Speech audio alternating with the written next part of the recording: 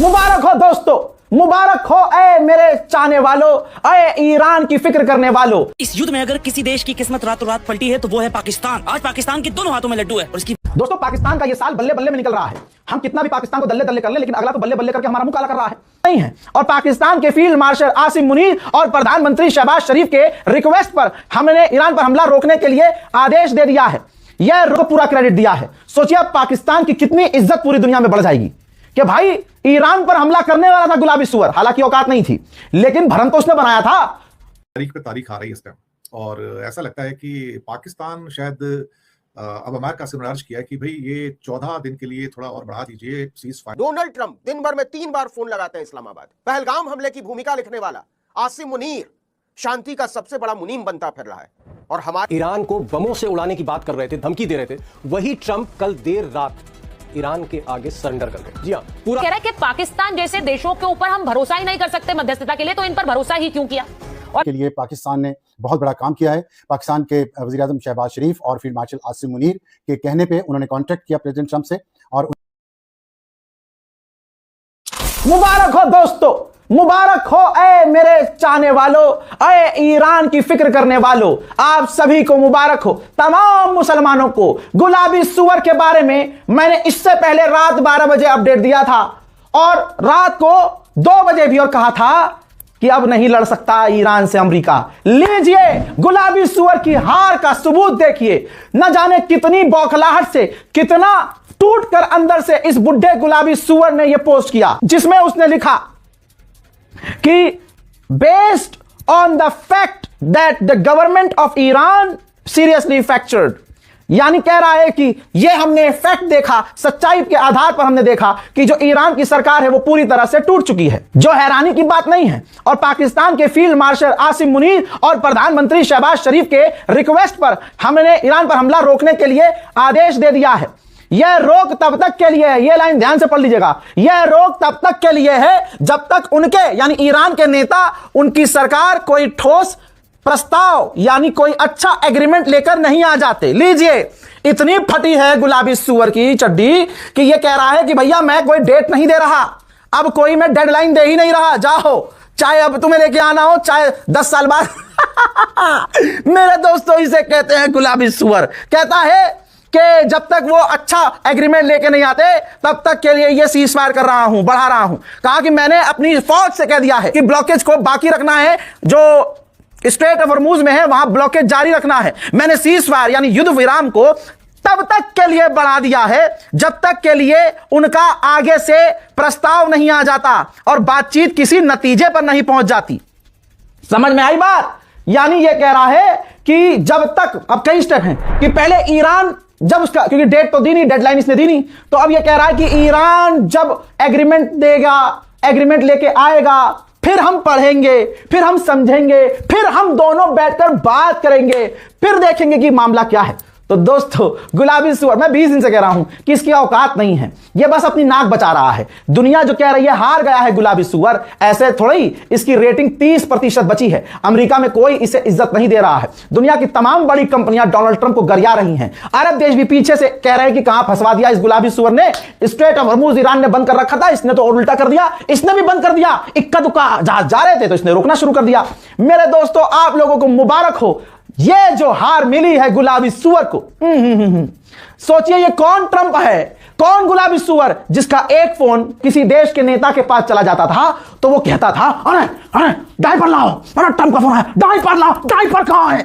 सोचिए दोस्तों, जिसके एक कॉल पर कॉल गया भाड़ में, 2 देश लड़ रहे होते थे, यह साला अपनी साइड से ट्वीट कर देता था जंग बंद कर रहे हैं जी, और उन दोनों देशों को जंग खत्म करनी पड़ती थी। सीनों पर सांप उनके भी लौट रहा है और लौटेगा। जो कह रहे थे अरे पाकिस्तान तो दल्ला है, अरे अब तक तो तुम ही हर जगह दल्ले बने हुए थे, अब क्या हुआ? बिल्ली के हाथ नहीं लगा गोश्त तो फड़फड़ा रही है बिल्ली, दुम हिला रही है बिल्ली। दोस्तों इस ट्वीट में आपने देखा पाकिस्तान को पूरा क्रेडिट दिया है। सोचिए अब पाकिस्तान की कितनी इज्जत पूरी दुनिया में बढ़ जाएगी कि भाई ईरान पर हमला करने वाला था गुलाबी सुअर, हालांकि औकात नहीं थी, लेकिन भरम तो उसने बनाया था। ट्रंप ने पूरा क्रेडिट आसिम मुनीर और शहबाज शरीफ को दे दिया, कह दिया कि इनकी रिक्वेस्ट पर हम ईरान पर हमला टाल रहे हैं। ईरान ने मजबूर किया कि गुलाबी सुअर सीज फायर बढ़ा दे, क्योंकि लड़ने की बस की नहीं है भाई साहब। 40 दिन ईरान में पीटा था, 40 दिन की पिटाई भूल जाएगा ट्रंप। तारीख पे तारीख आ रही है इस टाइम, और ऐसा लगता है कि पाकिस्तान शायद अब अमेरिका से अर्ज किया है कि भाई ये 14 दिन के लिए थोड़ा और बढ़ा दीजिए सीज फायर को, क्योंकि बातचीत होने में वक्त लगेगा। और पाकिस्तान के फॉरेन मिनिस्टर और डिप्टी प्राइम मिनिस्टर इशाक डार हैं, उन्होंने अमेरिका और ईरान से कहा है कि सीज फायर को 14 दिन और बढ़ा दीजिए ताकि डिप्लोमेसी को पीसफुली मौका मिल सके, और अंडर प्रेशर होके मतलब ऐसा ना हो कि जहां पर जल्दबाजी में कोई चीजें हों।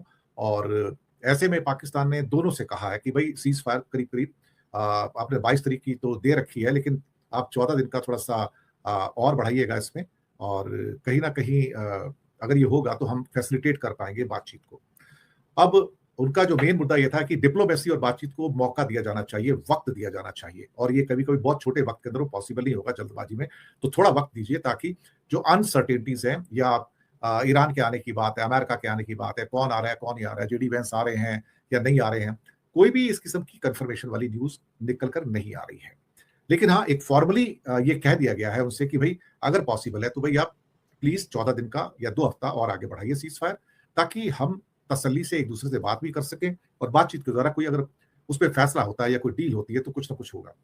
अब ये पहले भी 14 दिन की एक जो बात थी वो तो हो गया था। ईरान ने साफ कर दिया है कि उसकी अभी तक कोई टीम इस्लामाबाद नहीं गई। जोहार, मेरा नाम है नवीन कुमार। क्या अद्भुत दृश्य है। अमेरिका के उपराष्ट्रपति जेडी वेंस दौड़ दौड़कर ऐसे पाकिस्तान पहुंच रहे हैं जितना नोएडा गाजियाबाद का आदमी दिल्ली के कनॉट प्लेस इंडिया गेट पे नहीं जाता। डोनाल्ड ट्रंप दिन भर में 3 बार फोन लगाते हैं इस्लामाबाद। पहलगाम हमले की भूमिका लिखने वाला आसिम मुनीर शांति का सबसे बड़ा मुनीम बनता फिर रहा है, और हमारे विश्व गुरु और उनके चेले बैठकर ताली पीट रहे हैं।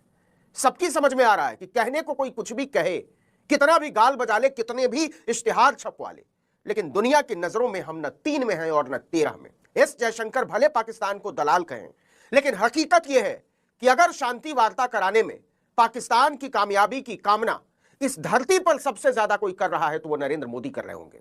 क्योंकि पाकिस्तान अगर ईरान और अमेरिका के बीच समझौता कराने में सफल हो जाता है तो नरेंद्र मोदी की झुकी हुई गर्दन में थोड़ी सी जुम्बिश आ सकती है, वरना यह पोल खुल चुकी है कि नकली विश्वगुरु की हालत खराब है, क्योंकि बेंजामिन के देश को पापा बनाने के चक्कर में लंका लग चुकी है भारत की विदेश नीति की।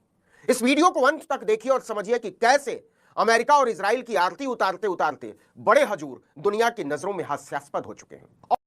ईरान को बमों से उड़ाने की बात कर रहे थे, धमकी दे रहे थे, वही ट्रंप कल देर रात ईरान के आगे सरेंडर कर गए। जी हां, पूरा आत्मसमर्पण ट्रंप ने कर दिया, और अपनी सलाहकारों की बैठक के बाद, मीटिंग के बाद ट्रंप ने खुद युद्ध विराम का ऐलान किया है, और इस बार का जो युद्ध विराम है वो अनिश्चित काल के लिए। उधर ईरान की इस्लामिक सेना का कहना है कि ट्रंप ईरान की फौज से घबरा गए हैं, वो आगे युद्ध लड़ना नहीं चाहते, इसलिए उन्हें मजबूरन युद्ध विराम की घोषणा खुद करनी पड़ी। बिस्मिल्लाहिर्रहमानिर्रहीम। सियासतमदारान खबीस व कूदककश अमेरिकाई सहयोनी। अब दोस्तों, जो बड़ा सवाल है वो ये है कि ट्रंप ने आखिर अचानक एक बार फिर से सरेंडर क्यों कर दिया। वॉशिंगटन पोस्ट या न्यूयॉर्क टाइम्स की जो रिपोर्ट्स आ रही हैं उसके मुताबिक ट्रंप का जो एडमिनिस्ट्रेशन है, ट्रंप के जो एडवाइजर्स हैं, खासकर जो उनके इकोनॉमिक एडवाइजर्स हैं, मिलिट्री एडवाइजर्स हैं, यहाँ तक कि CIA जो खुफिया एजेंसी है अमेरिका की, उनके जो डायरेक्टर थे, उनकी जो ब्रीफिंग हुई भारत के अनुसार कल देर रात जो वहाँ पर मीटिंग हुई है, जिसमें पीटर हेग्सेथ वहाँ के डिफेंस सेक्रेटरी यानी डिफेंस मिनिस्टर, वहाँ के स्टेट सेक्रेटरी विदेश मंत्री मार्को रूबियो और भी कई लोग थे, जेडी वांस उपराष्ट्रपति थे जिनको इस्लामाबाद आना था, इनकी मीटिंग हुई। और इस मीटिंग में जो CIA की रिपोर्ट थी वो बहुत निर्णायक थी।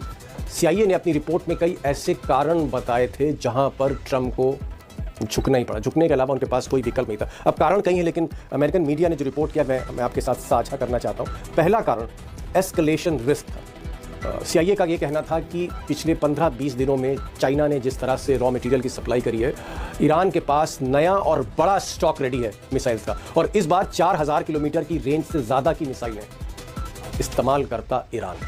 तो एक तरफ युद्ध होता तो भयानक युद्ध होता, और इससे बचना चाह रहा था अमेरिका, बचना चाह रहा था।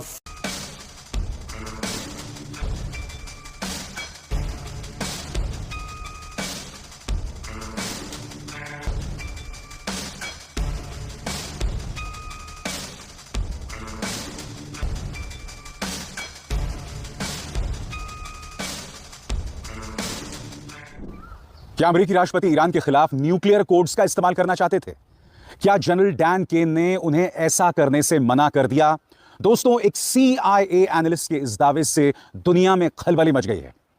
हम इसकी चर्चा करेंगे, मगर अब तक आपको पता चल गया होगा कि डोनाल्ड ट्रंप ने एक और यू टर्न ले लिया है। जी हां, सही सुना आपने, डोनाल्ड ट्रंप ने युद्ध विराम को एक्सटेंड कर दिया है, सीज फायर को बढ़ा दिया है। क्योंकि वही डोनाल्ड ट्रंप है जिन्होंने कुछ दिनों पहले कहा था कि मैं सीज फायर एक्सटेंड नहीं करने वाला हूं, मैं युद्ध विराम नहीं बढ़ाऊंगा। और अब आखिरकार, जैसे कि तमाम न्यूज एजेंसीज इस बात को कंफर्म कर रही हैं, उन्होंने एक बार फिर सीज फायर बढ़ा दिया है। आपके स्क्रीन पर प्रेस टेलीविजन कह रहा है, despite Iran not sending any delegation to take part in the Islamabad talks and despite earlier claims that he would not extend the ceasefire, US President Donald Trump announced that he would extend the cease fire.